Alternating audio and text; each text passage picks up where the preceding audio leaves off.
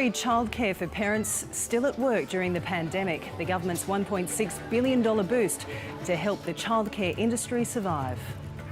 Stopping community spread of the coronavirus. A top-ranking police officer reveals how long we may have to stay at home.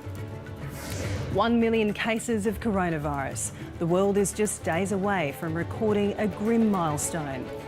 And the risks of infection faced by workers on the front line. We meet a pharmacist who fears for his family, so he's staying away.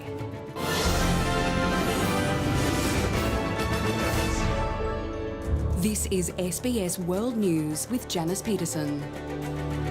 Good evening. Childcare will be provided free for Australia's working parents in the government's latest response to the COVID-19 pandemic. That's just one of the stories we'll be covering in detail in the next hour. In today's other developments, the childcare program will cost $1.6 billion. 9 cruise ships remain in Australian waters. Stay-at-home laws could last at least 90 days, and the world will soon record 1 million confirmed cases of COVID-19. There are now more than 5,100 confirmed cases in Australia. 24 people have died and at least 520 have recovered.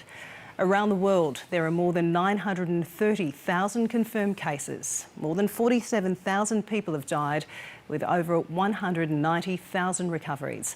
We begin tonight with the boost the government's announced for working parents and the childcare industry. The Prime Minister grappling with the new normal during both a medical and economic crisis. This is getting very, very real for Australians as they continue to adapt and change their daily lives to what it is going to be like for us for many months ahead. From next week, childcare will be free for working parents as part of a $1.6 billion overhaul during the pandemic. What we will be doing is turning off the old system and going to a new system which will provide that relief to parents. I don't want a parent to have to choose between feeding their kids and having their kids looked after, or having their education being provided. To ensure up to 13,000 childcare and early learning centres stay open, the government will pay 50% of their fee revenue based on enrolments before early March. The sector has been ailing since the coronavirus outbreak, with thousands of parents taking their children out of care. We have seen across our services in our early learning centres a drop from anywhere between 50 to 70% of our enrolments. The major overhaul has been welcomed by the sector. I think this is a very fair package, and I think this is fair to the parents, the staff, to providers, and I think it's something that is really going to keep centres afloat, keep people in a job. But not all centres are set to benefit. One of the country's largest providers, Good Start, doesn't qualify because it has an annual revenue of over $1 billion. It's in discussion with the government. I'm not saying that exemptions will be made. I'm saying we will continue to liaise and discuss these issues through with them. We know that parents as well as childcare providers are desperate for this clarity from the Commonwealth Government. As the government comes to terms with the unfolding economic damage, it's trying to strike a balance between saving lives and livelihoods. Unions and the government come into an agreement which will allow affected workers to access 2 weeks of unpaid pandemic leave and double the amount of leave that can be taken at half pay. Those types of changes are absolutely critical. They would have saved tens of thousands of jobs. There is a new normal here in Australia, and it's one that we now need to get used to and settle into for that haul over the next 6 months. A long haul with a distant end in sight. Pablo Viñales, SBS World News. And Chief Political Correspondent Brett Mason joins me now live from Parliament House. Brett, these are of course massive social changes. Well, simply seismic, Janice. Universal childcare and wholesale changes to Australia's industrial relations laws achieved in partnership between the union movement and a coalition government. We have seen these agreements achieved in barely 3 weeks, and the Attorney-General Christian Porter said today that normally you would expect those negotiations to drag on for 3 decades. Scott Morrison appearing to become emotional during that press press conference earlier today when he was asked what keeps him awake at night, conceding it's hard for him and his family to imagine what the world will look like on the other side of this crisis. I think back to my grandmother and how she lived through the Depression. And I remember as a kid being told stories by my grandmother about what they used to do as a family to get through. And we're doing the same thing in our house. We're keeping each other entertained. As I said the other day, they're doing lots of jigsaw puzzles. Jigsaw sales are soaring, I understand. But, you know, you've just got to keep your family positive and stay connected and together. For us, our faith is very important to us, and that helps us get through each day. But every family's different. Stay together, Australia. Fundamental policy changes, but one the Prime Minister insists are temporary. Scott Morrison saying there won't be the long tails of expenditure we saw during other stimulus packages, particularly around the time of the global financial crisis. So the big question, Janice, is how are voters and members of the public going to react in 6 months' time when free childcare and a doubling of the job seeker allowance are wound back? Thanks so much. That's our reporter Brett Mason live from Canberra. There have been 3 more coronavirus deaths in Australia in the last 24 hours. And as we observe social isolation to stop the spread of COVID-19, Australians have been warned the restrictions could last up to 3 months. Meanwhile, off the Australian coast, the standoff continues, with 9 cruise ships refusing to leave. Floating on a sea of uncertainty, cruise ships refuse to leave our waters. More than 8,500 crew members are on board 8 ships off New South Wales. If a small percentage end up with the virus, it would overwhelm our health system, and everything we have done to date would be wasted. One ship is docked in Sydney Harbour with another 3 off the coast, including the Ruby Princess.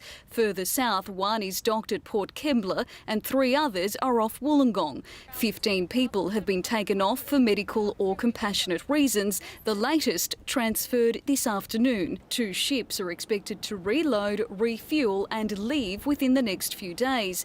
If the others don't, the New South Wales Police Commissioner says police will work with Border Force to transfer doctors on board to independently assess the crew members. If the crew is fit and healthy, then I have no hesitation in asking Minister Dutton or Border Force to enforce the orders to make them to leave our shores. The Home Affairs Minister accusing the ship owners of fudging the truth. It's clear that some of the companies have been lying about the situation of the health of passengers and crew on board. Earning this rebuke. It is bitterly disappointing that short-term responses have put an industry, jobs and people at risk. But the government is unmoved. We have built a ring of steel around Australia through our borders. In Western Australia, the final passengers have disembarked the Artania, which remains docked in Fremantle despite being told to sail back to Germany. But now the state is going one step further for its other border. Based on the medical advice, we will move to introduce a hard border closure effective from midnight or 11:59 p.m. on Sunday night. In effect, we'll be turning Western Australia into an island within an island, our own country. On land, the spread of infection among the community remains the greatest concern. There are now 21 positive cases in the Northern Territory. A field hospital has been erected at the Howard Springs quarantine camp. From now, we will allow the clinicians to make a decision where someone can be cared for at Howard Springs or the Royal Darwin Hospital. While authorities say we are seeing early signs of flattening the curve, it hasn't been sustained yet. So the tough social distancing measures are here to stay, and for the first time, we now know the time frame. When's the turn-off period for these health orders? It is 90 days. And I certainly won't be seeking an extension. Preparing for the worst, but hoping for the best. Catalina Flores, SBS World News. The latest flight bringing Australians back home has arrived in Brisbane from Nepal. 260 Australians and New Zealanders were evacuated on a chartered flight. The federal government is also exploring options to repatriate thousands of Australians stranded in India, but warns there are many obstacles. The latest rescue mission to bring home stranded Australians. Hundreds who were trapped in Nepal touched down in Brisbane. The federal government arranging a chartered flight out of the country amid a nationwide lockdown that saw all commercial flights suspended. The advice, get out while you can. We've been encouraging Australians to leave the country. It's in lockdown. Foreign Minister Marise Payne says the flight followed careful and consistent cooperation with the Nepalese government, airlines and local authorities. The trip home is believed to have cost around $5,000 per ticket. This apparently is the only flight that will get back to Australia within the next who even knows how long, so it's like just had to take what I could get basically. Those on board now required to quarantine at a Brisbane hotel.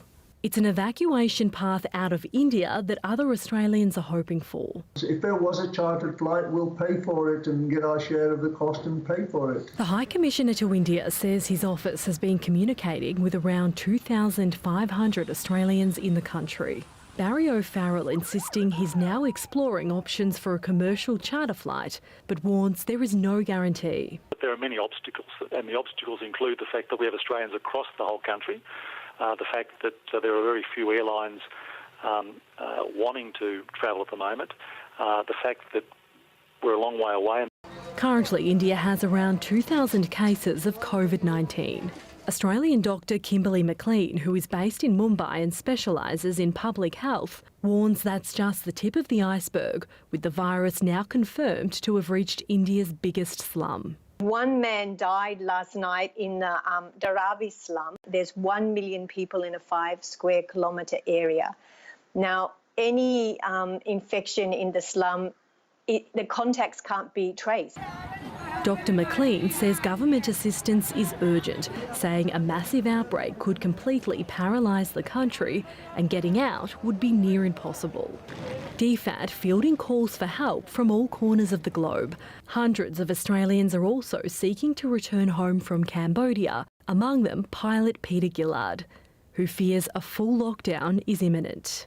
While those stuck on the Ocean Atlantic cruise ship, which had been docked in Uruguay, are expected to touch down in Sydney on Friday. Abby O'Brien, SBS World News. Queensland correspondent Stefan Armbruster is outside the hotel where some of those passengers have been taken. Stefan, what's the latest there? Well, the 222 Australians and 28 New Zealanders who came on a historic flight from Nepal, the first direct commercial flight ever undertaken, I understand, from the airline. They were brought here progressively in buses from the airport and taken to the hotels here in the Brisbane CBD to wait out their 2 weeks in quarantine. Police have been stationed outside these hotels to make sure that is enforced. They've been here for a while. There have been other people here, including the Chinese football team a few weeks ago. Now, these people were lucky to get into Queensland when they did. Tomorrow, tighter air, land and sea border controls will be introduced, which would have seen these sort of people turned around at the border unless they were Queensland residents or had entry permits issued beforehand. And that's ahead of the Easter school holidays. And the Queensland Premier, she's expressed her frustration again ahead of those holidays about the people's social distancing behaviour, especially on the Gold Coast. I issued the final warning, and I've had a conversation with the State Disaster Coordinator as well, and of course I know Tom Tate is very concerned about this. The last thing we want to see are mass gatherings on the beach, but we recognise that if you live close to a beach, you should be able to exercise near that beach.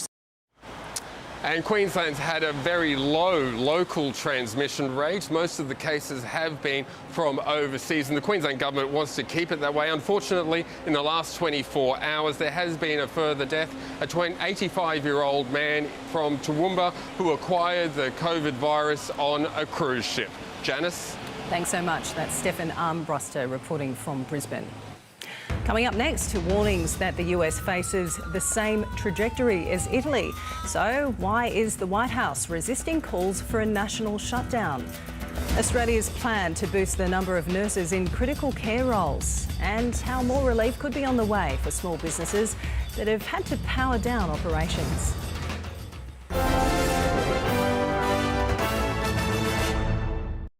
Tonight at 7:30, get locked into the secrets of the Tower of London. And at 8:30, Secrets of Britain. And at 9:30, witness the extraordinary feats of A&E in 24 hours in emergency.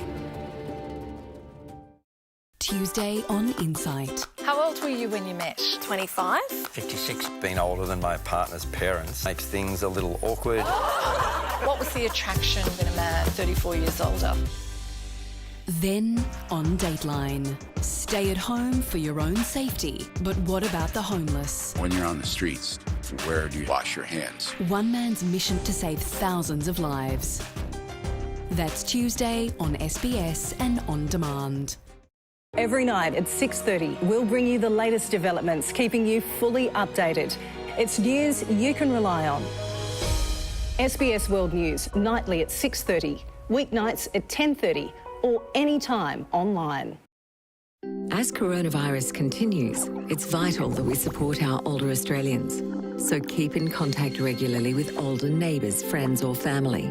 Set them up to use technology, then plan a regular time to connect. Cook a meal and leave it at their front door, or offer to run errands. You could drop a note in their mailbox or chat over the fence. Together, we can help stop the spread and stay healthy. To find out more, visit australia.gov.au. Authorised by the Australian Government, Canberra. When you're driving, there's only one handprint of tread connecting each of your tyres to the road. With so much riding on them, you need to be sure you're in the right hands. Hands you can trust. Bridgestone. You're in safe hands. My journey began here. Dad taught me the value of hard work, and Mum taught me to back myself. Those lessons followed me into business. There've been challenges, but success only comes when you find a direction you believe in. I took control of my journey, and I know others can too.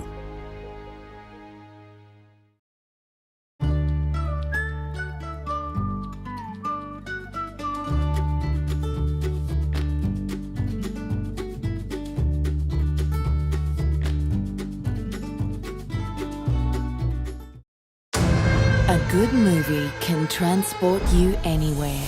The path you're on will take you to your destination. Discover a world of film from your living room with SBS World Movies, a 24/7 channel dedicated to the best stories from around the world, free and in HD. Imagine un monde entier à découvrir. Bring cinema home with SBS World Movies. La pandémie du coronavirus affecte le monde entier. चाहे आप कहीं भी रहते हों, कोई भी भाषा बोलते हों। SBS 致力于为所有澳大利亚人通报最新动态。Entonces, si hablas un idioma que no sea el inglés, puoi restare aggiornato con notizie e servizi nella tua lingua sul COVID-19. Para sa kaligtasan ng lahat, maging maalam, maging maingat. sbs.com.au/coronavirus.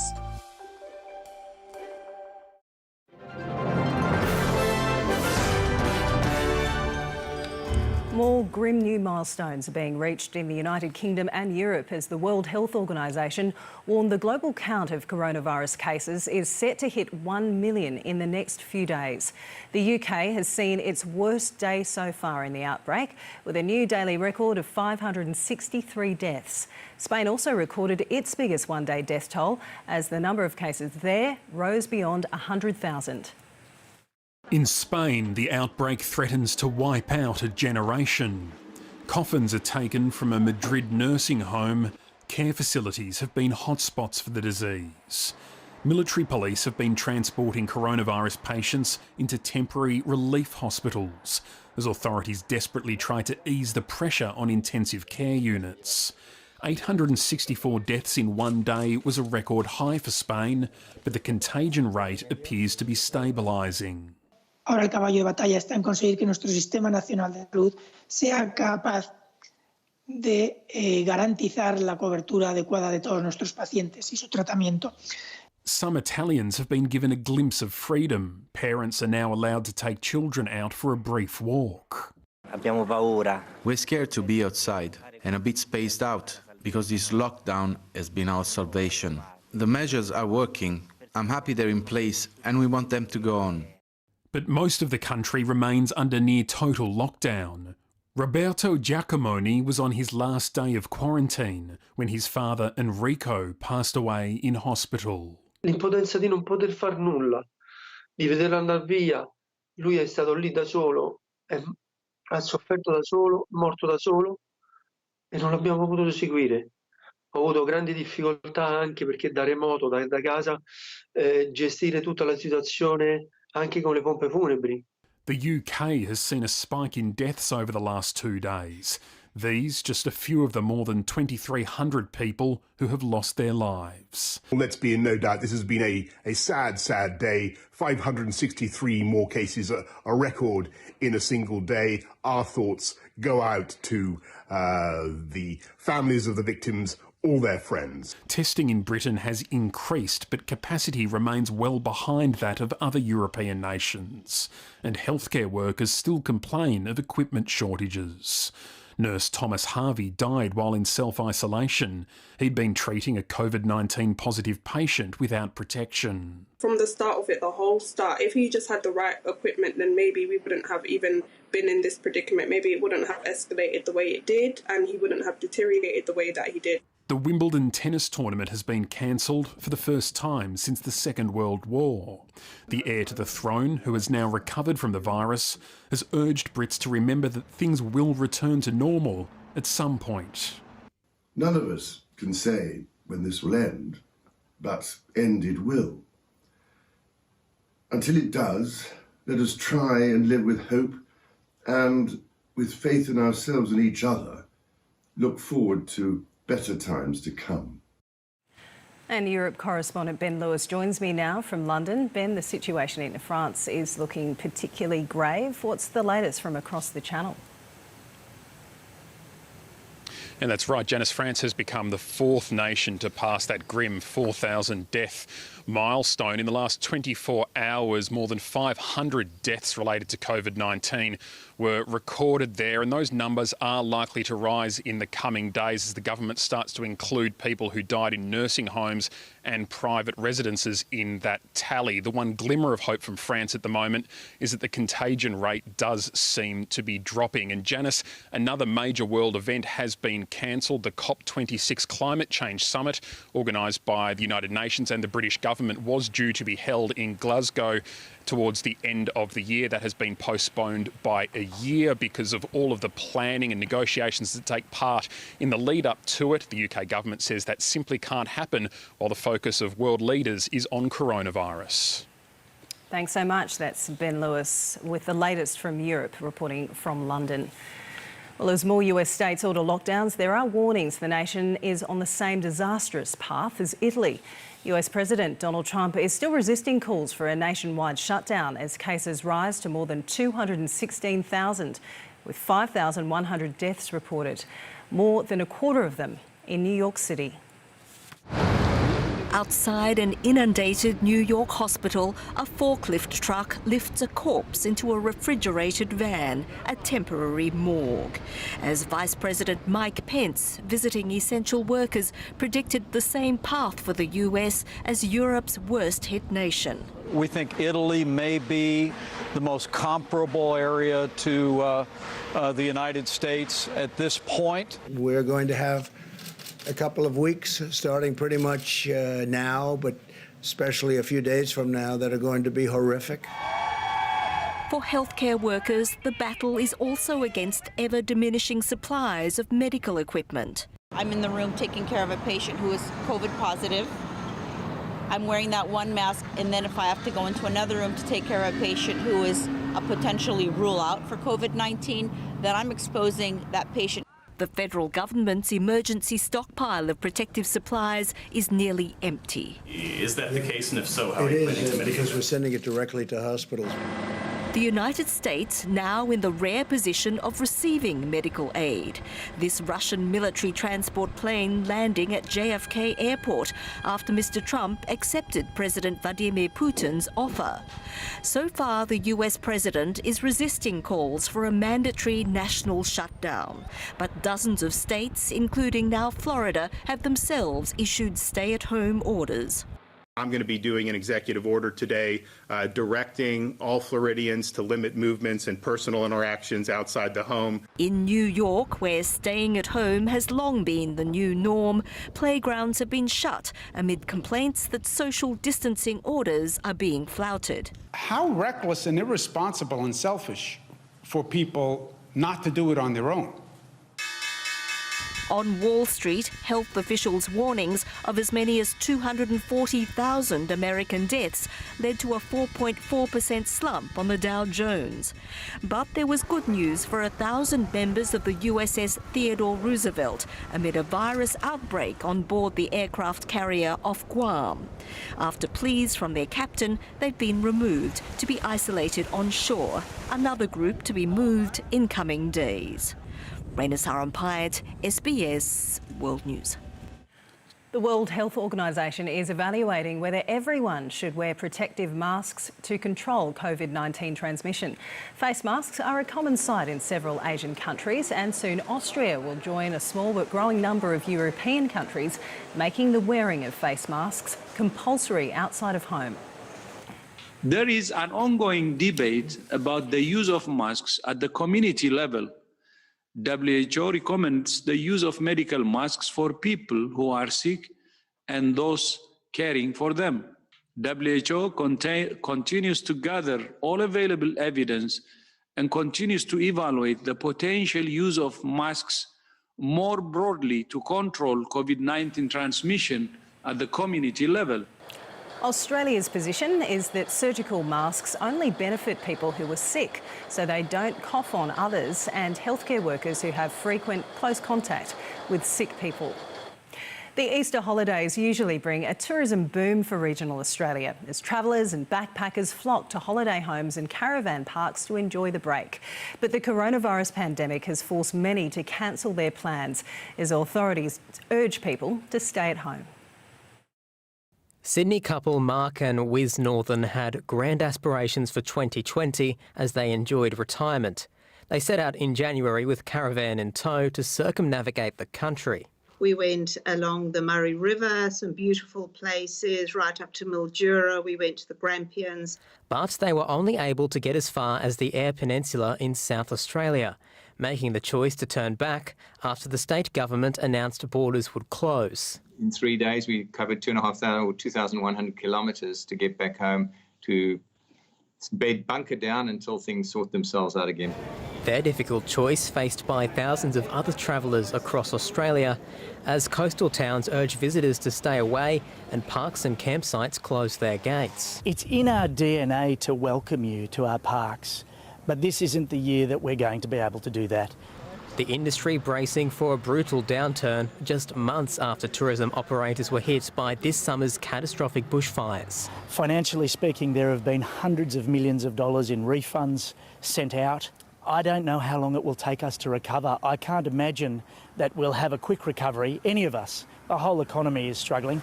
Moves to discourage non-essential travel have been welcomed by doctors and health workers in regional and rural Australia, with healthcare in remote communities set to come under significant strain as the outbreak spreads.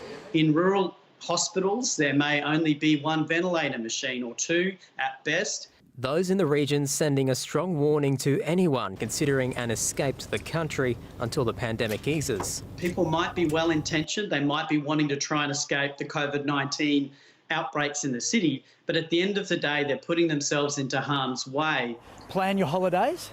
We'll see you, we'll be here, but this Easter is not the time. Mark and Wiz are hoping to resume their grand tour, but they'll wait for the all clear first. We're lucky when, 3-6 months' time, we'll be able to hit the road again. Better to be safe than sorry.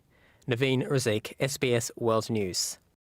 Well, as Australians spend more time at home, the cost of phone and internet usage can become an additional financial burden. Shortly, finance editor Ricardo Gonçalves will explain what help is available.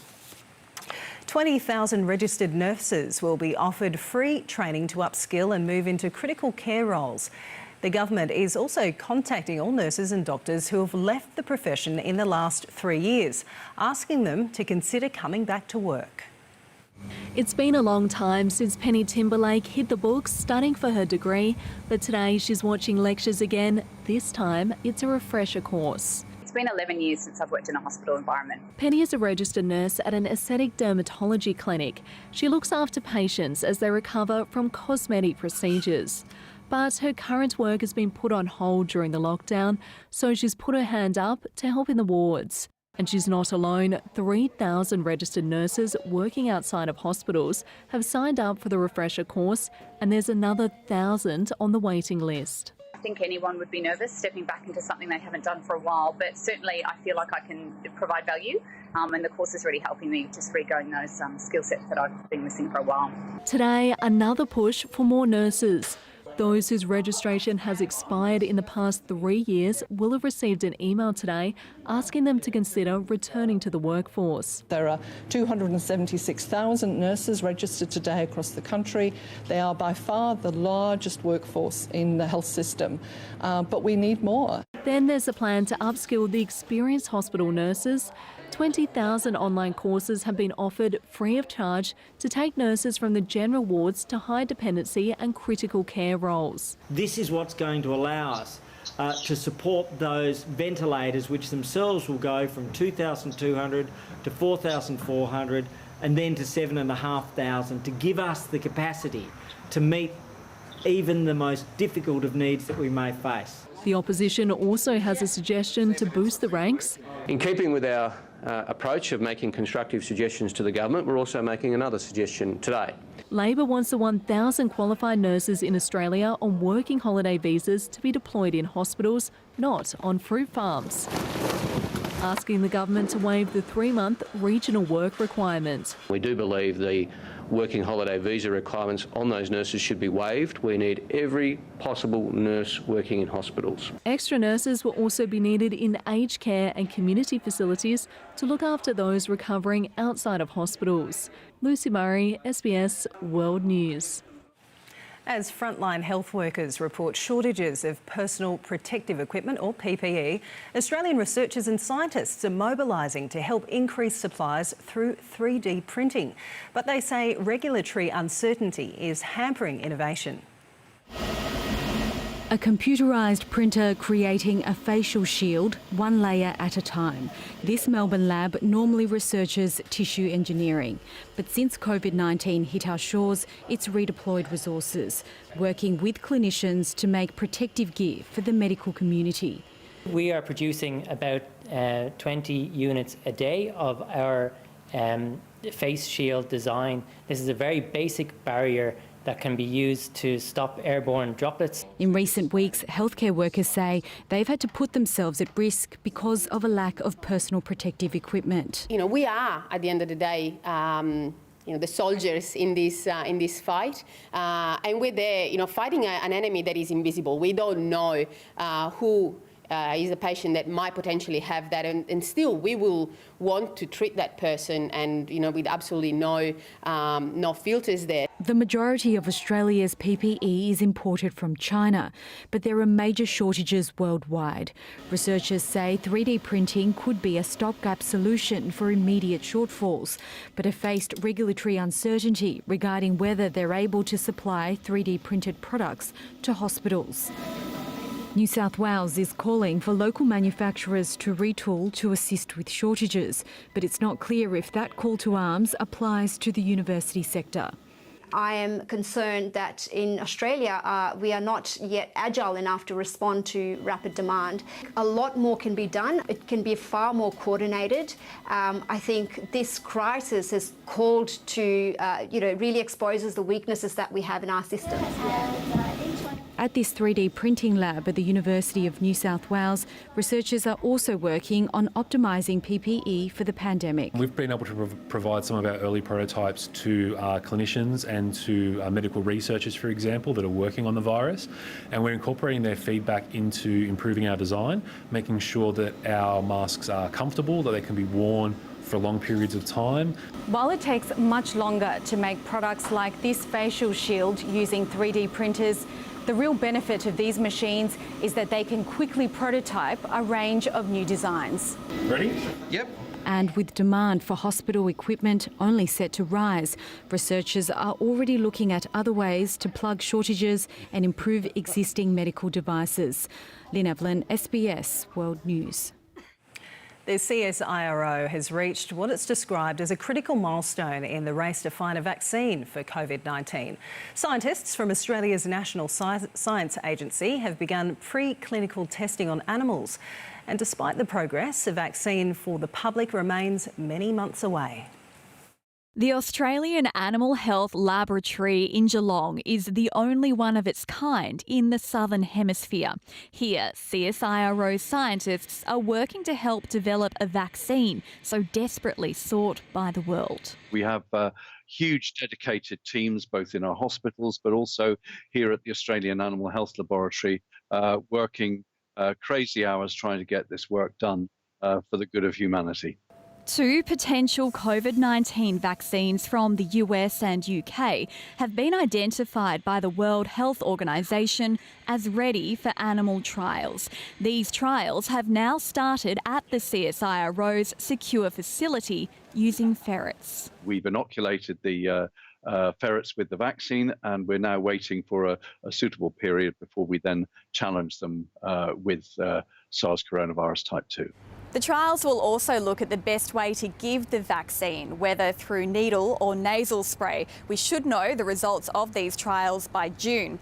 If successful, scientists here can then move to trial the effectiveness of the vaccines on humans.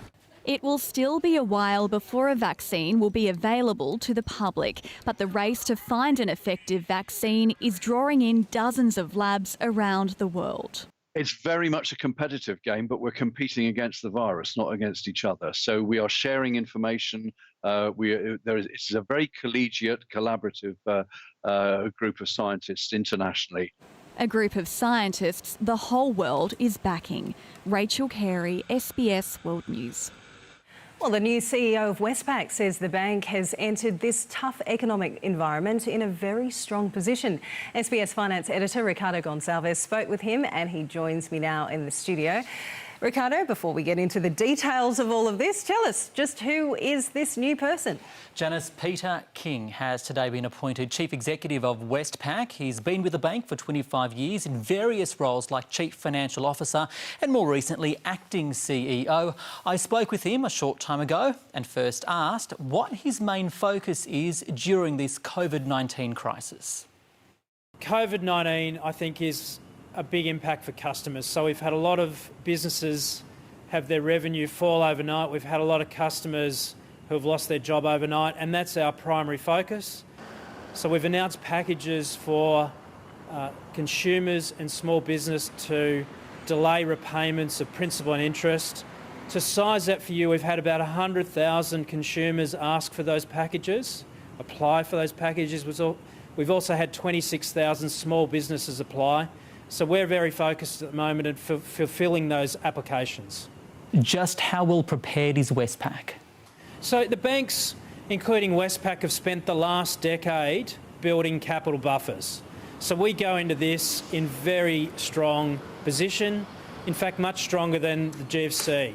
So I feel good about this bank. I feel this bank is strong and we're open for business, Ricardo. So we will lend through this process as well as take deposits and protect deposits. So deposits are safe. What about your responsibilities to shareholders?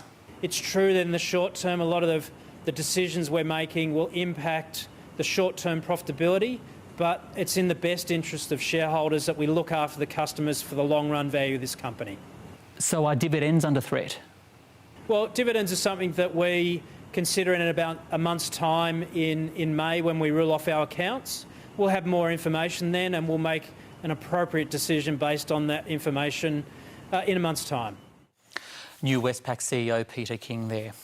Well, small businesses struggling to pay their power bills have been given some help by gas and electricity grid owners. A suite of new measures could provide a much-needed lifeline for hundreds of thousands of business owners who have been forced to close their doors. This family-run gelato bar sits on one of Sydney's busiest streets, often serving hundreds of customers a day. Since government restrictions were enforced, the customers have stopped. but the costs of running the business have not. We've scaled things down to a certain point. We have 6 storage freezers. We have the display freezers out the front. I mean, our business relies heavily on electricity. New measures may provide some relief. Energy networks across New South Wales, Victoria and South Australia will offer discounts for small businesses that have been forced to stop or scale back operations due to COVID-19. We estimate almost 2/3 small businesses could be eligible for this rebate. Under the move, business owners won't have to pay electricity or gas network charges from April until the end of June if their usage has dropped by more than 75% of what it was last year, which could save businesses as much as $1,000. The network component, which is the poles and wires, is roughly half of your bill. So that's really going to make a difference to those businesses who've had to shut down or who are operating significantly below their usual capacity. Support also extends to residential customers facing financial stress, with grid owners offering discounts to households through their energy companies. We're providing support to the retailers so they can better support mums and dads. While the measures are welcome, business owners say they still face one major hurdle. The one that is hurting people the most is rent. However, relief could be on the way, with a federal cabinet meeting tomorrow to consider support for commercial tenants. Businesses are being reminded they must honour the terms and conditions of their contracts with customers as cancellations and refund requests grow amid the COVID-19 crisis. The ACCC says inquiries about weddings, along with travel and accommodation cancellations, especially leading into the Easter break, have increased. While businesses have an obligation to repair, refund or replace unfitting goods or services, government bans and restrictions may void such rules. There needs to be a bit of give and take. It's not absolutely clear. Businesses can certainly offer credits against future opportunities for the service or the good. But on the other hand, the consumer, obviously, if all consumers stand on their obligations or insist on a refund, the chance is the business may no longer be theirs. The ACCC has issued updated guidance on its website to assist small business.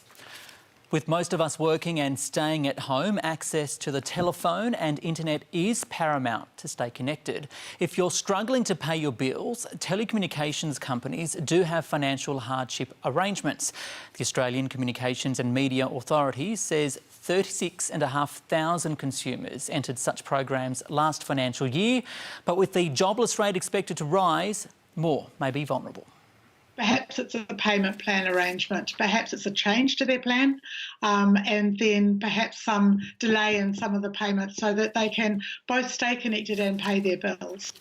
The Ombudsman says the first step is to contact your service provider. The Australian share market took Wall Street's lead today with the 200 falling 2%. The banks doing most of the damage. NAB was the worst of the big four. Resource stocks were also weaker. Webjet, the worst performer, returning to the boards after a 2-week trading halt. $1 Australian dollar buying 61.16 US cents, steady against the British pound. And let's end on a bit of a lighter note. And how's this for a huge plug? What is it? It's like home improvement business like we do. Now that's global pop star Justin Bieber accepting an Instagram live chat at random with a small business owner in Adelaide this morning. They talked work and quarantine measures, potentially sharing it with his 131 million followers. Janice, that is a lot of exposure. Yeah, lucky them. Thank you so much, Ricardo. Well, Sweden's response to the virus has divided opinion, with some people feeling that they're being placed at risk by authorities. There are more than 4,900 infections and at least 239 deaths in Sweden. But some schools remain open and there are no stay-at-home orders. Weeks after the first coronavirus case was confirmed in Sweden, life appears very much as normal in the cities and towns. People are still allowed to gather in groups of up to 50, while isolation is a question of free will. The so-called Swedish model getting support, at least on the streets. I think they're having the right decisions, like having schools open and so on. As long as you wash your hands and keep a distance, it feels like if you're not in a risk zone, then you should be out. Primary schools remain open after the health agency said it doesn't believe children are strong transmitters of COVID-19. Testing of which has been minimal, with measures to increase it only announced on Tuesday, beginning with hospital staff. A letter criticising the hands-off approach was signed by 2,000 people in Sweden's medical community, but plenty support it as well. In most countries, politicians take the decisions, and they want to enforce strict lockdown and show strength. In Sweden, the leading politicians, including the Prime Minister, told that we should trust the experts.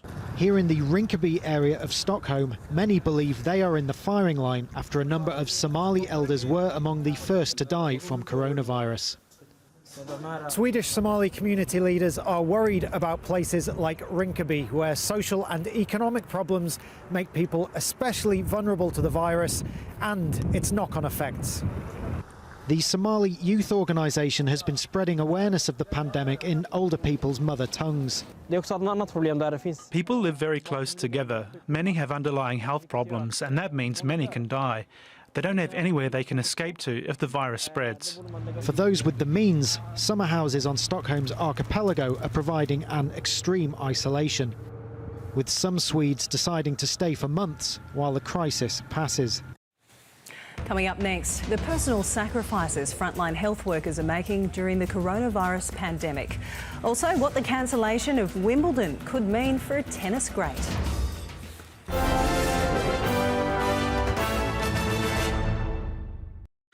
Take a peek behind the chaos and intrigue of one of Britain's most notorious landmarks. Edward was preparing for his own death. Infamous bloody Here is the same document that killed Anne Boleyn. From the tyrannical Tudors... You can't miss the codpiece.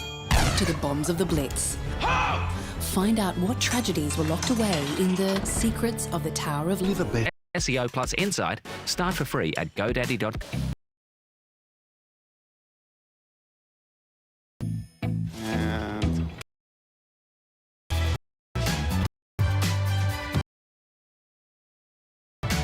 Seeing her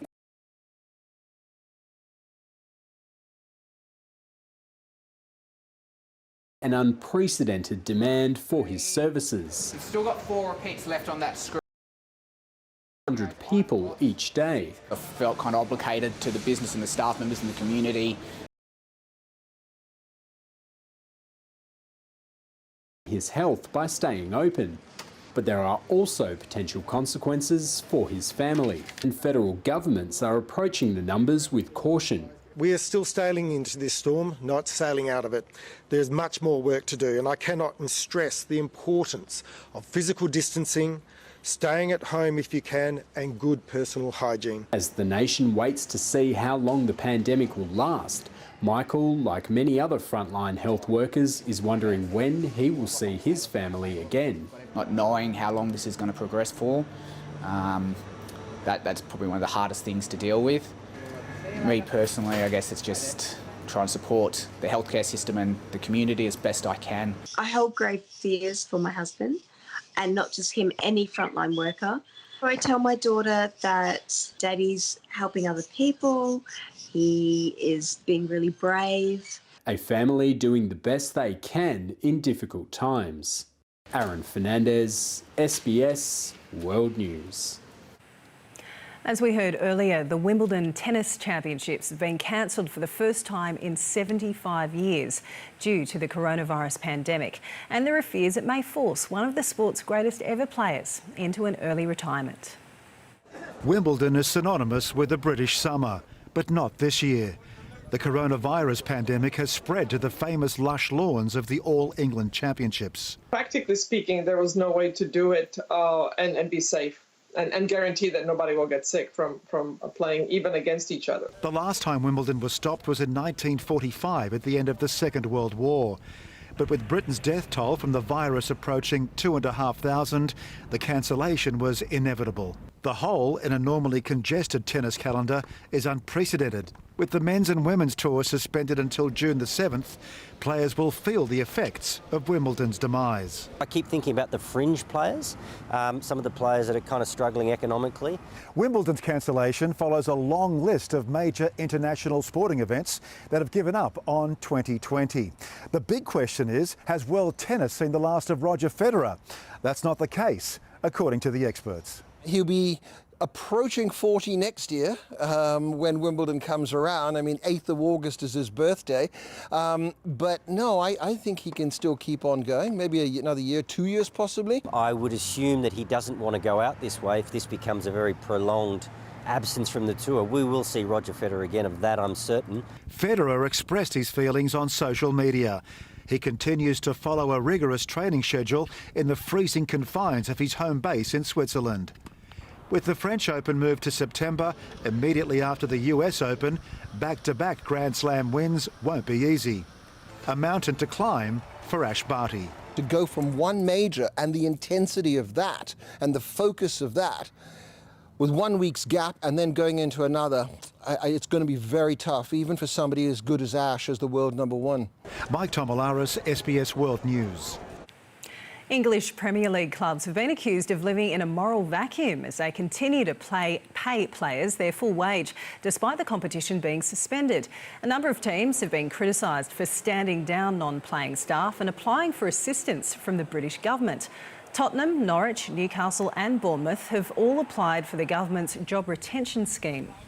I think it sticks in the throat because at the moment they're paying hundreds of thousands of pounds a week to their Premier League stars, while at the same time asking the taxpayer to pay their non-playing staff, who may be only on hundreds of pounds a week. The Premier League says the season will only resume when it's safe and appropriate to do so. Coming up, the weather details and acts of kindness continue to grow globally. The emotional touches in lockdown.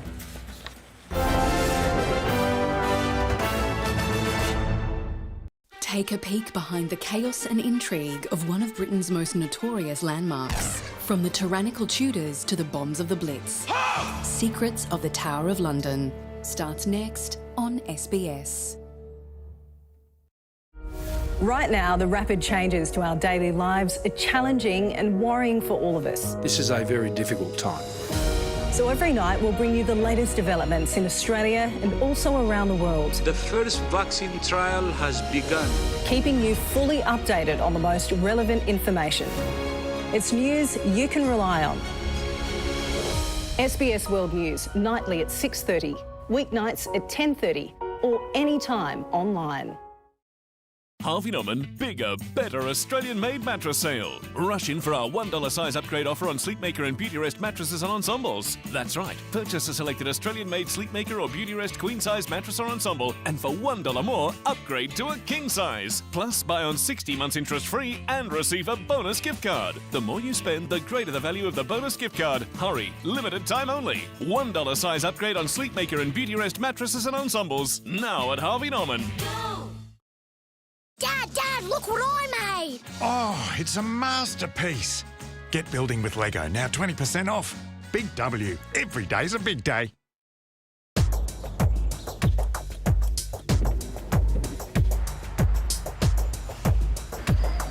Over 16,500 New South Wales police are out there. And police vehicles can enforce the road rules anywhere, anytime. So if you drink and drive, speed, don't wear a seatbelt, take illegal drugs and drive, or hold your phone while driving, you can stop it or cop it. Oh, have you kids seen my pillows? No. Get cosy with Trolls and Batman PJs, just $18. Big W, every day's a big day.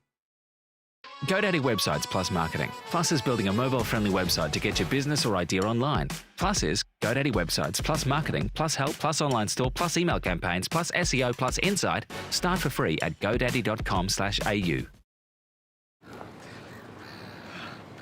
That's not a bad offer. I think I got a better one on the Corolla. Get the Corolla hatch range with 3.9% finance. Oh, what a feeling. Toyota. Honey, what came first, the bunny or the egg? What? Cadbury and Mars assorted Easter gift boxes, just $7.50, save $1.50. Big W. Every day's a big day. La pandémie du coronavirus affecte le monde entier. चाहे आप कहीं भी रहते हों, कोई भी भाषा बोलते हों। SBS 致力于为所有澳大利亚人通报最新动态。 Entonces, si hablas un idioma che non sia l'inglese, puoi restare aggiornato con notizie e servizi nella tua lingua sul COVID-19. Para sa kaligtasan ng lahat, maging maalam, maging maingat. sbs.com.au/coronavirus. Who among them can be persuaded, ignited, to burn this place to the ground? Catch up with Season 3 of The Handmaid's Tale. Starts Thursday 16th of April on SBS and on demand.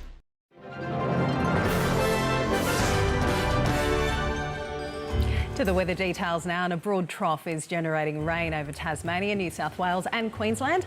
A front in the southwest is causing showers over southern WA, and a low is triggering unsettled conditions in the Northern Territory.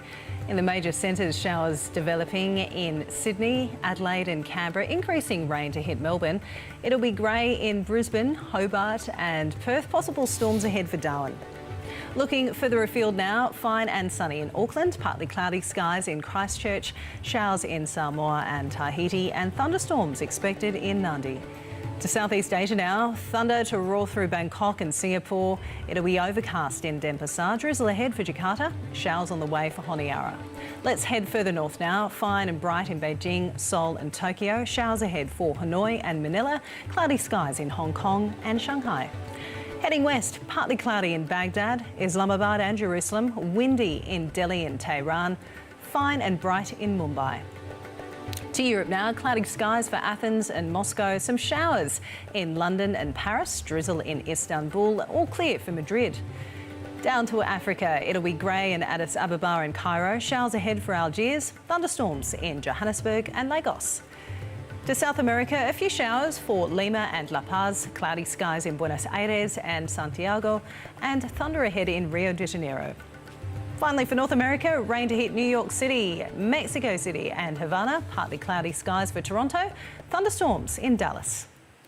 Well, as we hear more and more grim news about the global spread of the coronavirus, something else thankfully is spreading around the world too, and that is acts of kindness and generosity.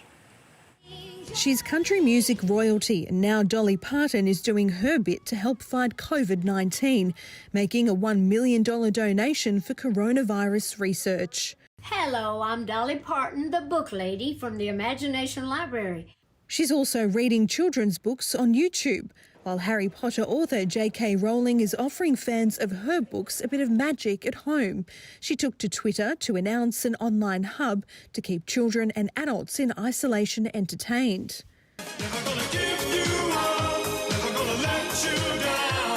80s pop star Rick Astley will be putting on a free concert in October for NHS employees and others working on the front line to fight the pandemic.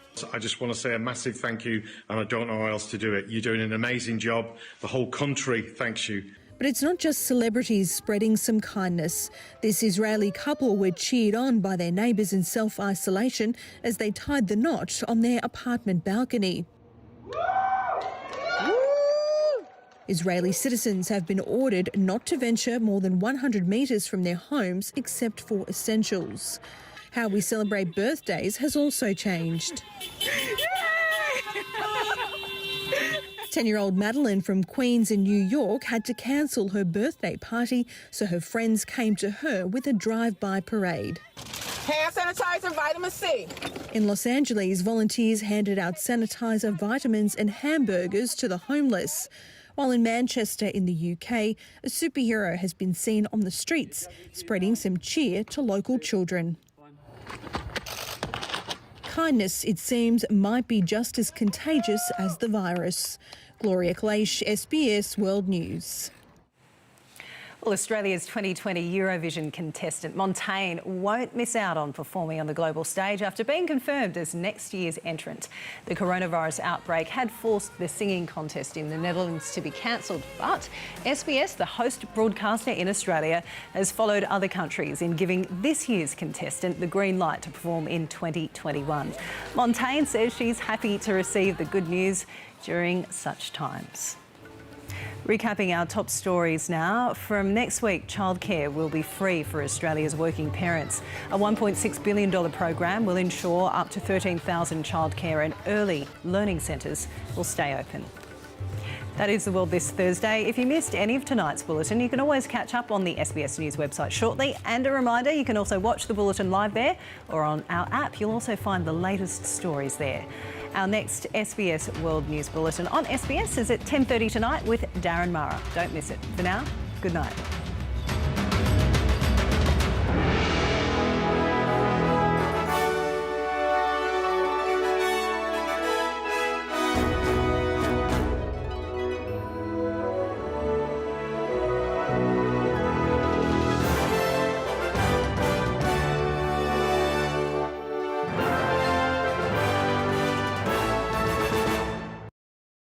La